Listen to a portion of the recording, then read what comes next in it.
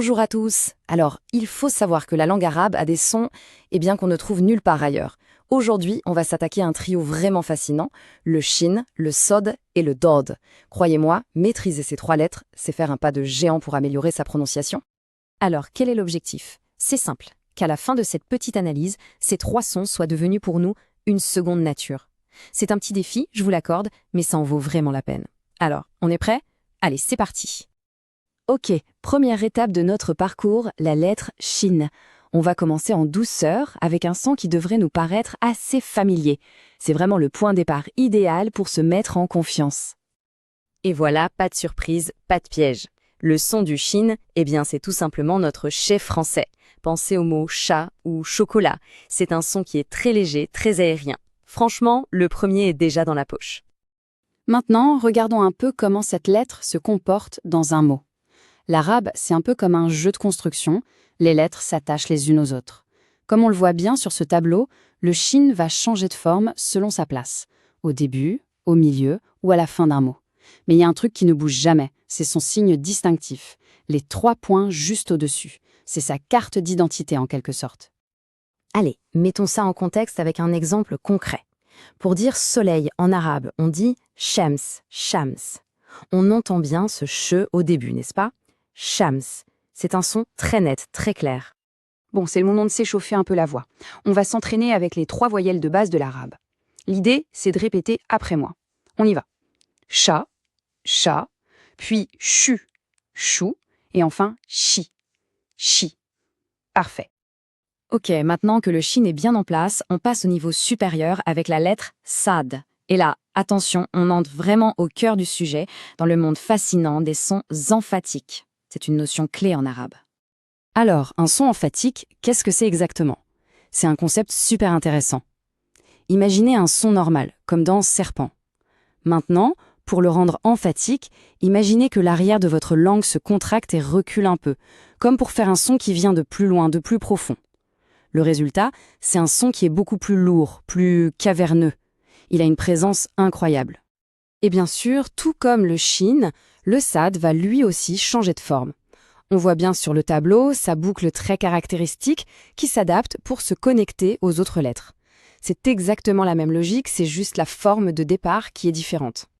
Et voilà, ça, c'est la comparaison qui change tout.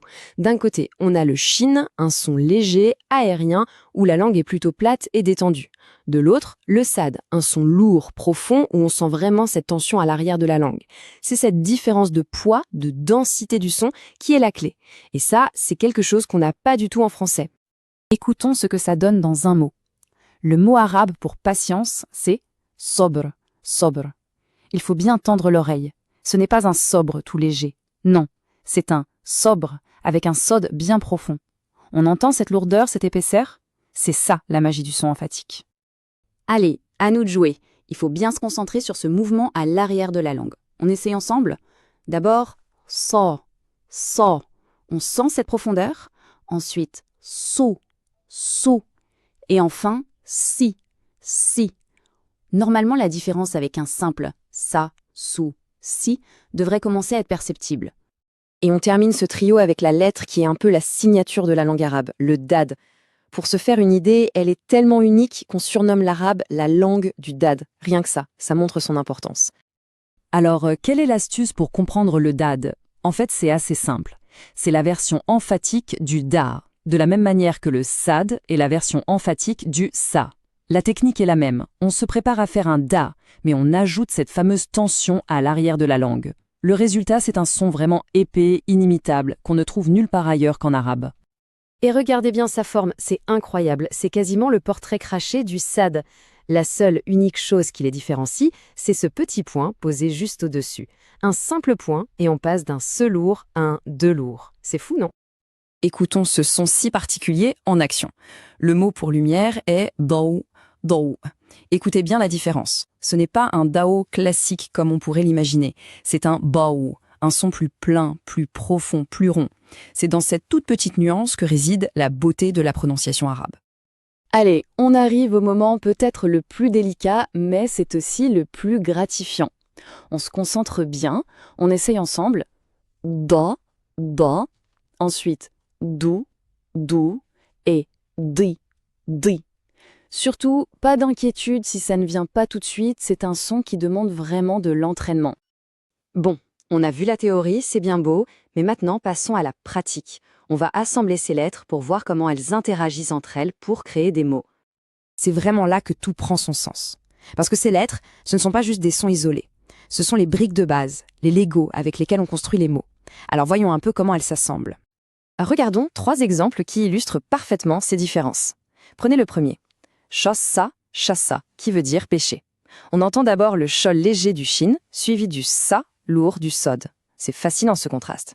Ensuite, soffa, soffa, aligné. Là, on commence directement avec le son grave du sod. Et pour finir, daraba, daraba, frappé, qui démarre avec ce fameux dod emphatique. On voit bien comment chaque lettre apporte sa propre couleur, sa propre texture au mot.